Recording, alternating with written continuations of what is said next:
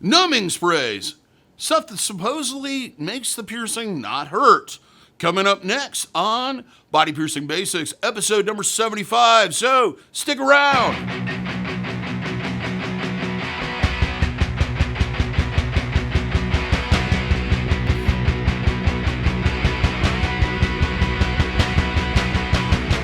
For those that are new to the channel, my name is DaVo. I'm a professional body piercer and have been since 1994. I own and operate the Axiom Body Piercing Studio located here in Des Moines, Iowa, inside Skin Kitchen Tattoo. So when I talk to you about these things, I'm talking with a level of expertise that comes with being in the body piercing industry for well over 26 years.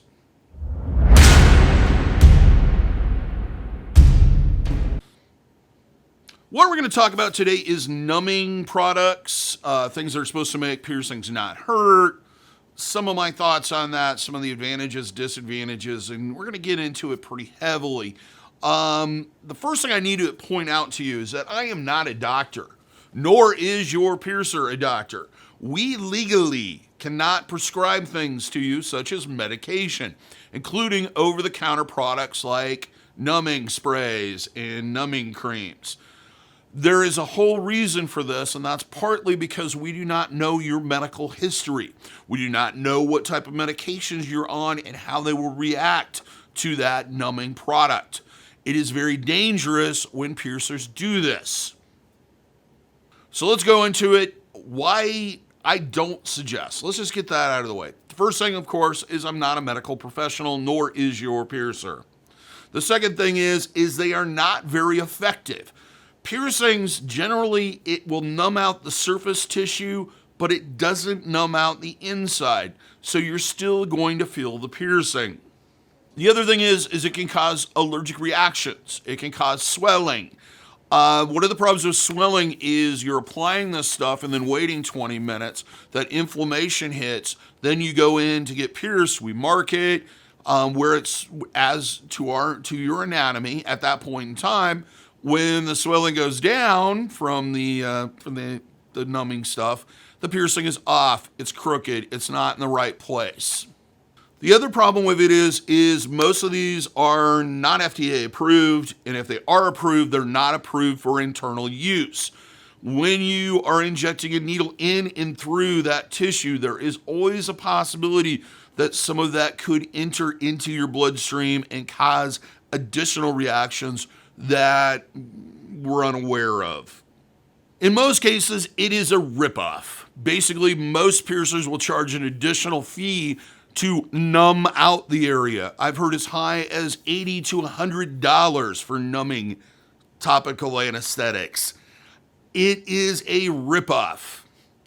When you consider that they probably paid about anywhere from $5 to $10 to $20 or $30 for that product and can use it on multiple people. The next thing is that it's my experience, most piercers that do use this or push it are doing it for a couple of different reasons. First off, it's to hide the fact that they don't know what they're doing to reduce pain that the client feels.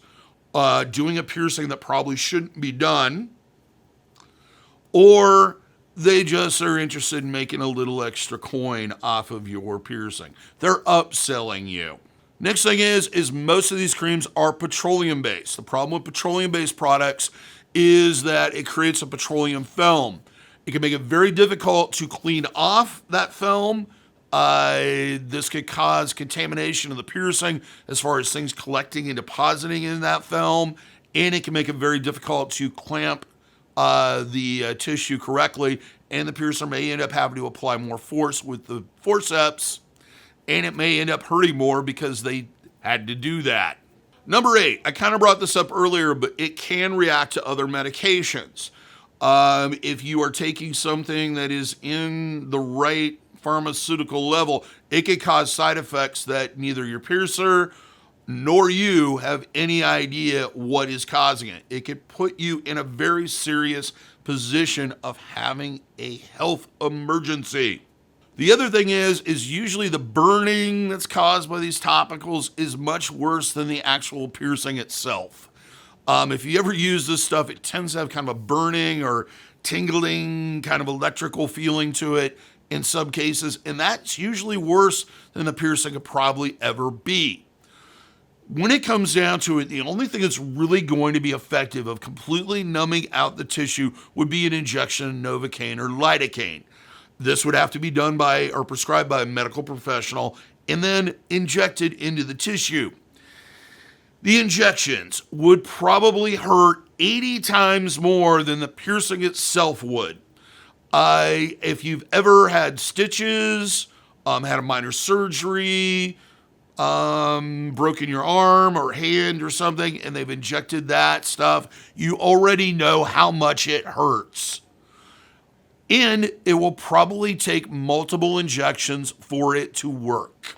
Most over-the-counter numbing sprays use lidocaine as their active ingredient. It varies in the amount that's in there from roughly about 2% all the way up to 5%.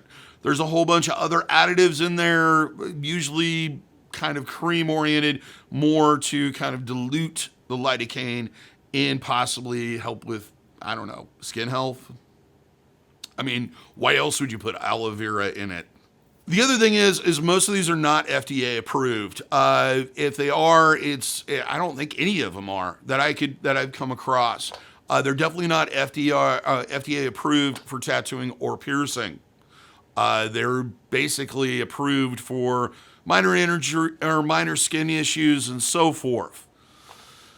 Now, lidocaine has a number of side effects, and I'm going to read those off to you, so bear with me. Lidocaine can cause burning, blistering, bruising, redness, swelling at the site of the application, inflammation. It may also cause vomiting, seizures, ringing of the ear, and irregular heartbeat. Lidocaine gels can also cause bloodshot eyes and headaches.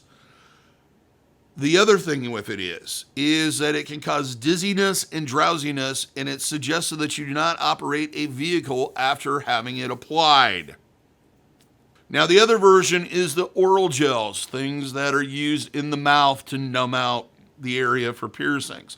Though they tend to be a little bit more effective, they use benzocaine. Now, benzocaine has a lot of side effects, and a lot of things have come out recently advising against using it. The number one thing it does is it tends to reduce the amount of oxygen in the tissue area it's applied to. This could cause a very poor reaction if you have certain medical conditions, including heart attacks. The other thing is you can possibly overdose and use too much of this and end up in poison control. Common side effects are mild stinging, burning, itching, skin tenderness. Think about that one. Redness, dry white flakes where the area has been applied. So in some cases, it can actually make the tissue a little bit more sensitive than it would have been if you just would have not used it. Another method we commonly hear is ice. I'm going to just put ice packs on it for 2 hours before I come in and numb it out. Ice really isn't that overly effective. I really wouldn't advise it. It tends to kind of just be a waste of time. If it makes you feel better, give it a shot. But the reality is it's probably not going to affect anything. The other problem is if you overdo it, it can cause tissue damage, frostbite. It can, however, help after the piercing's been done to reduce inflammation and discomfort. So it has its use, but not as something to numb it out beforehand. The other thing would be oral over-the-counter painkillers, such as ibuprofen and Aleve and various other ones. First off, as I said earlier, as a body piercer and not a doctor or licensed medical practitioner, I can't legally tell you to take them. I cannot prescribe them to you. I can say that they may help a little bit. They might help with the inflammation, but generally they're more effective after the fact than before. Then this brings us to the last one. Alcohol, cannabis, and other intoxicants, right? That's right, intoxicants. These tend to all amplify your emotional being, meaning that if you are nervous, anxious, and scared to get the piercing done, it's going to make it worse. It's going to amplify your experience. If you think it's going to hurt, it's going to hurt more. If you think something's going to go wrong, it's going to go wrong. The other thing is bleeding, lightheadedness. You're more prone to passing out. You're more prone to vomiting as a reaction to the piercing. And most piercers will not do you if you are intoxicated in any way, shape, or form, because you're difficult to deal with and there is an increased likelihood of problems because your attention is not 100%. You are not mentally there 100%. So you're going to talk with your hands, you're going to move around a lot, you're not going to sit still, and you're not going to listen to probably a thing that we tell you. So we won't pierce you if you're intoxicated. So that's all I have to say today on this particular subject. If I have brought up any questions or you have something to add or you've had an experience with these, negative or positive, please leave a comment. I usually answer them if I have time. If you're new to the channel and you haven't subscribed already, please do so. Hit the subscription button and then follow it by ringing the bell, that little notification icon, so that you're notified every single time we post something. Also, of course, like the video. Even if you are subscribed, we like it when you like it. It lets you know that that you like our content and that you find it useful.